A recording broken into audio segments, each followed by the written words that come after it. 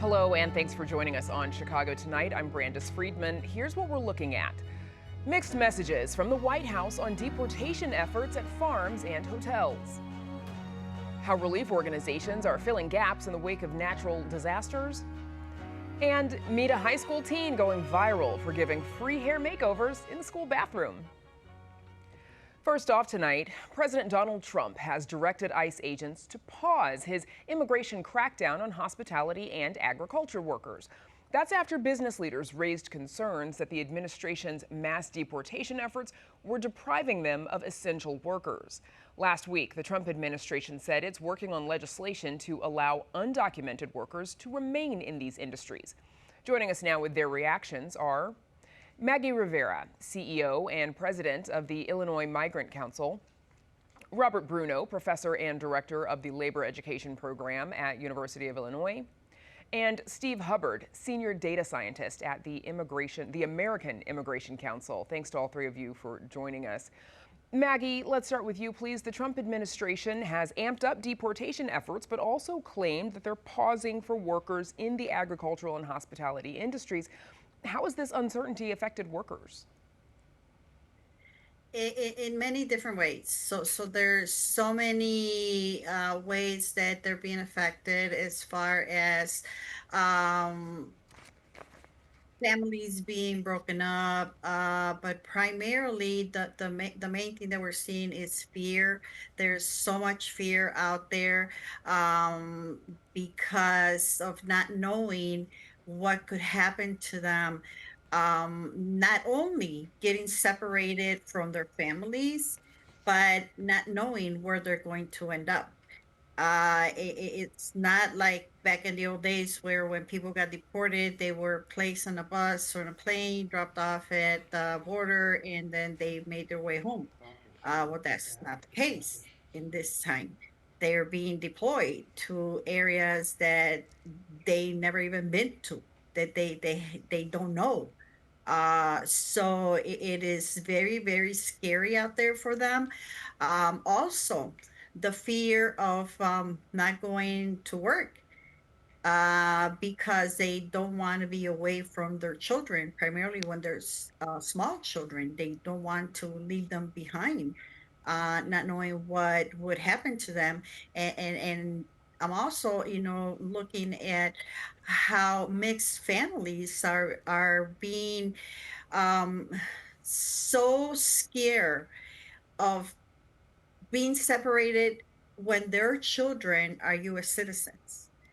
And furthermore, I think even just because of the fact that you look brown, is that people are like, well, wait a minute. It's not even about my status. Now it's about the way that I look. So Right. I mean, Which, I hope that right. answers your question. Yeah, thank you. And when it comes to that, of course, obviously, we refer to that as racial profiling, if that's what's happening. Professor Bruno, about 15.1% of crop farm workers are undocumented, and undocumented workers make up 7.6% of the hospitality sector. How fast could these industries see a decline without these essential workers? I can't imagine them operating without them.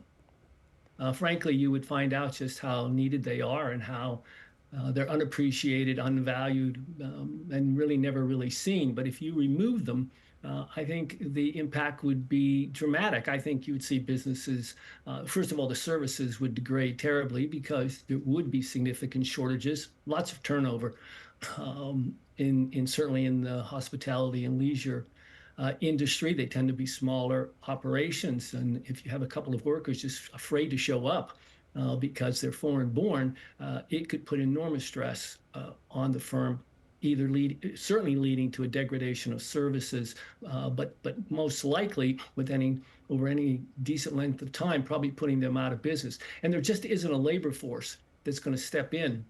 There never has been that's going to take the place of these immigrant workers. So it would blow a huge hole, quite frankly, in the state's economy, in any big city's economy, quite frankly, if that immigrant workforce was afraid to go to work. To that point, Steve Hubbard, how would a decline in these industries impact the U.S. economy? Well, it would have a big impact on the US economy. First, let's talk about undocumented workers not working. As you mentioned, almost 1 in 5 workers in the crop production industry are undocumented.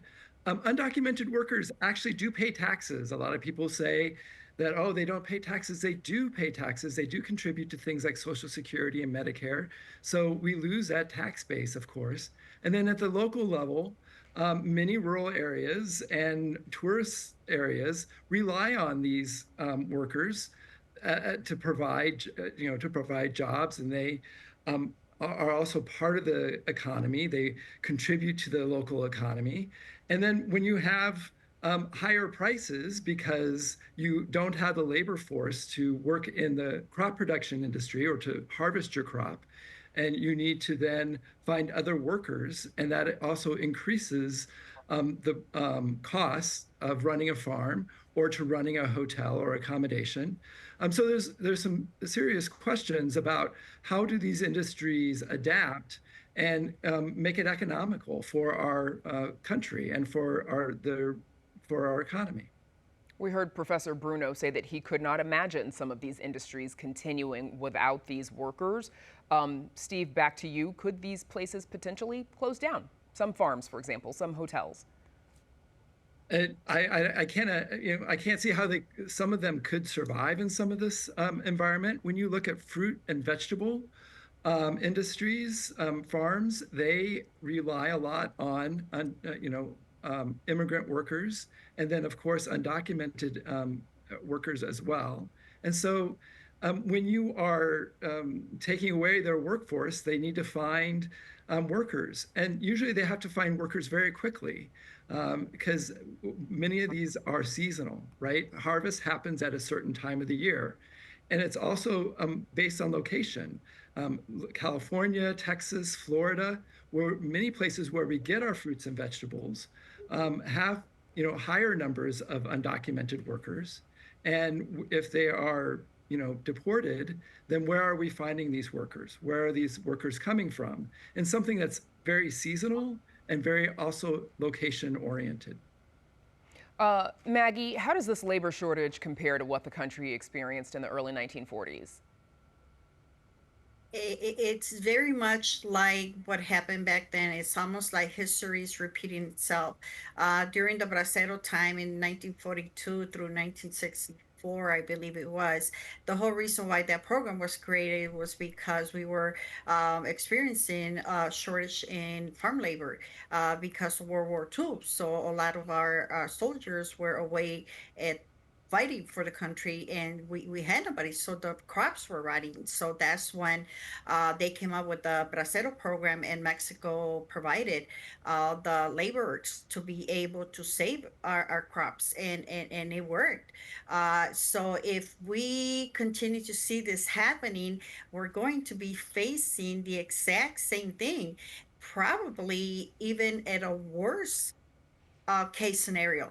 It is, again, hard to believe that we will be able to survive as a society, to be able to have the food that we need in our table, to be able to continue to sustain our food chain. And it's just hard to believe that we could, as citizens, allow this to happen. It is unthinkable. It's unacceptable. Bob We Bruno, should not be facing this. Bob Bruno, you mentioned that there is no replacement labor force for these jobs in farming, hotels, and restaurant work. What do you make of President Trump's sort of a reversal by telling ICE to stand down, basically, on deporting immigrants from these particular industries? Well, I think it's really very interesting, and you've heard Stephen and Dr. Rivera talk about what a large proportion of the workforce really is made up of immigrants, foreign-born, many that are undocumented. And I think when President Trump says he's going to put a pause or come up with some sort of carve-out, he would never acknowledge this, but he is in a backward sort of way saying, oh boy, these folks really are needed in our economy. They're not really doing any harm at all. They're actually contributing a lot of good, and we really can't survive without them. Well, if you step back and think about it, well, if that's true for this labor force in these industries, it might very well be true for immigrants in manufacturing and in construction. So I actually think he undercuts the argument that he makes, which I, with my guests, agree is completely fraudulent and immoral. But by looking for a carve out or a pause, he's essentially saying they are critical to the marketplace and America needs them at work. Steve, how do you think this will start to affect everyday life for U.S. citizens, Chicagoans? Well, I do think it potentially means higher prices. I mean, we do need the workers, and we need those, people to harvest the crops for the production in agriculture. It also means higher prices in tourism and the vacation and going out to eat at dinners and diners and things like that. So there is a higher price that I think we're going to be seeing. It may also mean about food security. We probably will need to import more food from outside the United States. And we have to think about that as we are implementing more tariffs and things like that. How can we think about our food security to make sure that we're more self-sustaining as a country? Maggie, we've got a minute left. The Trump administration has said that it's also working on legislation that would allow undocumented immigrants in the agriculture and hospitality industries, as we mentioned earlier with Professor Bruno. Do you think that legislation is necessary? What should it look like? Or should there be some sort of comprehensive immigration legislation? Well, first of all, we should have a comprehensive immigration reform. That's it's not debatable. We should have that. However, if he is willing to provide the farm workers in the hotel industry with this opportunity to be able to stabilize themselves and not hurt our economy or not hurt our way of life here, then that should happen. It should happen, and as an executive order, as many executive orders as he has written, then this should be a priority executive order. He needs to put it out there, and that would be the beginning of a comprehensive immigration reform, and that is due now, not yesterday, but now. Okay. As is typical, we await to see what the president will do next. I'll have to leave it there for now. My thanks to Maggie Rivera, Robert Bruno, and Steve Hubbard. Thanks to all of you for joining us. Thank you. Thank you for having us. In the wake of deadly flooding in Texas, a look at how disaster relief groups help communities in need. Chicago Tonight is made possible in part by the Alexandra and John Nichols family, the Polk Brothers Foundation, and the support of these donors.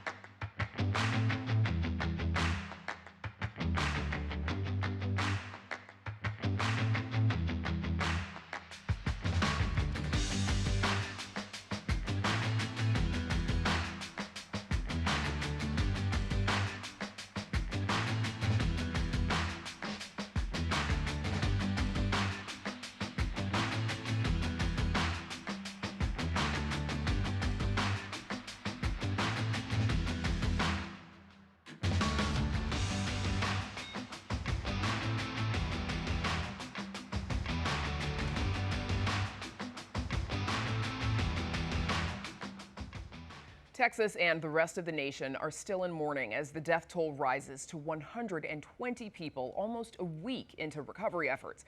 The catastrophic flooding there has left 160 individuals still missing in Kerr County alone. The emergency response and warning systems have since come under scrutiny for underestimating how intense the rainfall would be and for alerts not reaching all residents. The news also follows the Trump administration's massive cuts to the National Oceanic and Atmospheric Administration and the Federal Emergency Management Agency. Joining us now with more via Zoom is Mike Watkins, Senior Director of Midwest Operations at Team Rubicon. That's a humanitarian organization that provides services to communities in the wake of natural disasters. Mike, thank you for joining us. Oh, thanks for having me. So you have a team on the ground in Texas now. How have people been describing the devastation? I would say it's similar to what you'd see after a hurricane when you have this level of flooding. A lot of homes that have debris washed in, washed out, and it'll take some time to really get into the recovery of their properties. It'll usually take a muck out, is how we define the terminology, as far as like getting sheetrock, anything that's gotten wet that needs to get out and pushed to the curb, and really managing that debris. How do you coordinate with local communities and government entities that are already working in the area? So I would say before, during, and after these type of scenarios, really throughout the entire year, we're going to try to make those local connections. As much as we are connected with the Office of Emergency Management here in Chicago, we'll do the same with Texas Department of Emergency Management there and across the country. So really between the counties, the states, and the federal levels, we try to stay connected. There's a group of volunteer organizations that are active in disaster, and we like to team up with as many other individuals to help people in need when that situation arises. And tell me a little bit more about that, if you would, about like the partnerships and the teaming up and how you all sort of work together when you go into a disaster zone. Yeah, I would say everybody has their niche, like what they're good at. Where some organizations are good at coordinating volunteer reception centers, some are good at sheltering. Our niche is really helping those homeowners that are affected by disasters. We'll go in free of charge, and we have a set of core capabilities where we have teams that run chainsaws, heavy equipment. We do the muck outs, but then really in communities that are affected, we'll look for the most unmet needs. So we're going to work toward yes and help in any ways that we can. But those are some of the primary ways that we'll help out. Got it. So this disaster, of course, this comes on the heels of staffing and resource cuts to federal agencies that predict and warn locals of extreme weather events. So we have a statement from NOAA, which is the agency that the National Weather Service is actually under. It reads, quote, "A targeted number of permanent mission-critical field positions will soon be advertised under an exception to the department-wide hiring freeze to further stabilize frontline operations." The National Weather Service continues to meet its core missions amid recent reorganization efforts and is taking steps to prioritize critical research and services that keep the American public safe and informed. NWS is committed to investing in new technology and prioritizing public safety. Mike, what do you know about whether local emergency management systems were prepared for this level of flooding? Well, I think that the waters rose at such a rapid rate that it overwhelmed local communities as well as responders. And really, like, our focus now is just on helping at any level that we can. And I think there'll be plenty of time to dig into lessons learned as we've dug into actually helping the people that need the help the most right now. And I think that should be our focus. I understand. And there's also been some concern about how the federal cuts might affect hurricane season, which, of course, lasts through November. How has your group been preparing for the season? Every year we'll do an annual hurricane tabletop exercise to get our team up and ready. And I can tell you that we are at the highest level of preparedness that we have ever been. The waters are warm, much like they were last year. We're anticipating a season very similar. And we will look to jump in and help those communities that need the help the most, as well as any unmet needs that aren't being supported at higher levels. We have people that can plug into emergency operations centers. We have teams ready to go. So I would say that we've ramped up our readiness so that we'll be able to respond when the storms come. So you're anticipating an active season then? Yeah, absolutely. The waters are just as warm as they were last year. I would anticipate a season that is a little bit similar to your Helene and Milton type scenarios. So, of course, we don't have hurricanes or the threat of hurricanes in Chicago, but we do get tornadoes, extreme heat, flash floods, and I'd say we've seen a little bit of that this season already. What should locals know about preparing for those possible scenarios? Yes, and I've been here in Illinois for the last 10 years, and my first tornado was in Coal City, and I've seen several since, to include prior to that, Fairdale, South Holland, Austin neighborhoods. 3 or 4 times a year, we'll respond to their tornadoes or floods here in Illinois. Some of the biggest things to prepare for are like alternate power sources, whether it's a home generator, running those well outside so that they stay ventilated.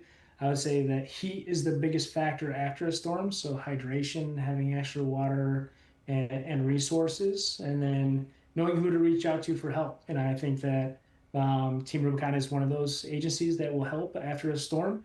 I will be here, as well as our team of more than like 7,000 volunteers here in Illinois. So we'll be at the ready. Other things, just having a communication plan, knowing who to reach out to as far as neighbors, friends, families, and then your emergency responders as well. You make a good point about knowing who to reach out to. I feel like people don't necessarily anticipate themselves being caught up in a natural disaster. If I feel like I'm not getting the support that I need from the locals, can individuals just call someone like Team Rubicon, or does that need to go through municipal leaders?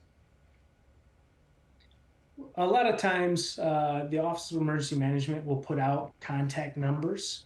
But Team Rubicon, we are always available for individuals requesting assistance. We might not be able to help everybody, but especially if we're standing up an operation, we'll push that to the local leaders there on the ground in order to try to facilitate helping as many people as we can. But a lot of times that'll get coordinated through the local emergency management, and they'll put out those numbers, as well as whether it's a collection, so that long-term recovery, whether those are local community groups or external agencies, there'll be ways to collect that information, and that should get publicized at a very rapid rate. Gotcha. All right. Well, hopefully there won't be very many disasters for you all to respond to, but we thank you for the work that you do. Mike Watkins at Team Rubicon. Thank you. Thank you. Up next, meet a teen who's helping boost her peers' confidence with makeovers in the school bathroom.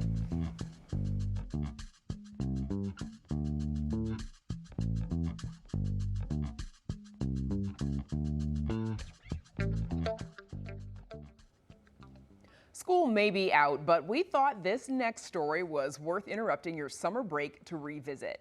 Most Black people know all too well the costs of having their hair done. But a North Lawndale student and budding hairstylist is trimming those costs by styling her classmates' hair all from the school's restroom. Now, that small act of kindness is turning her into a viral social media star and also entrepreneur. 17-year-old Jessica Thurman spends time between classes spraying, curling, and combing her classmates' hair to perfection. The North Lawndale College Prep junior posts her work on social media, taking pride in helping those who can't afford a professional stylist. It feels good because it showed them that they can trust me and come to me with their hair. Thurman says she's been styling hair since she was 8 years old, but she became a main event when one of her TikTok videos went viral, taking her pop-up salon from the girls' restroom into the spotlight. I started when a girl asked me to do her hair. It was just random, and I told her I could do it. Because she had a wig, but it wasn't done good, so I told her I could take it home, fix it up, wash it, and then bring it back to her, and then install it in school. She loved it. She went to class, everybody was like, ooh, her hair looked cute and perfect. And she was like, yeah, Jessica did it. Now, Thurman books about 10 appointments a month, and it's been the right style for her school community. Jessica's act of kindness allowed for another young lady to smile, because now she doesn't have to worry about the bullying or the, like, can I wear a hood, can I wear a hat? She's alleviated some of those issues in my building. I would be crazy not to thank her. Thurman is saving up to go to cosmetology school and hopes to open her own salon in the future. Our hair in this community is our crown. The curling irons, the flat irons, the curlers, the hairspray, it's very expensive. And so one of the things that she was just more so concerned is like, I really want tools. Her family has even started a GoFundMe to help her chase her dreams and continue a family legacy rooted in hair. My mom, she started her own little hair business. She went to hair school. She was doing hair in the family. When Jessica was like 3 years old, she used to bring her into the room and have her do her hair. So Jessica loved doing her hair. She would let her practice on doing different styles to her hair. Her dad also cuts hair. And in his family, his dad was also a barber. So like styling hair and cutting hair runs deep. Giving her community a confidence boost, one hairstyle at a time. It still looks just as good as the people who's charging the arm and a leg for these styles. So that's why I know it makes a difference, because they love to come to her. They know they're going to get good work. And building a safe space for a quick bathroom makeover. Jessica Thurman's family has raised nearly $5,000 so far on their GoFundMe, with a goal of $10,000. And that's our show for this Thursday night. Check out our website for our Chicago Summer Festival Guide. From street fests and art shows to outdoor concerts, cultural celebrations, we have got you covered. It is all at WTTW.com/festivals. And join us tomorrow night at 5:30 and 7 for the Weekend Review. Now, for all of us here at Chicago Tonight, I'm Brandis Friedman. Thank you for watching. Stay healthy and safe. Have a good night.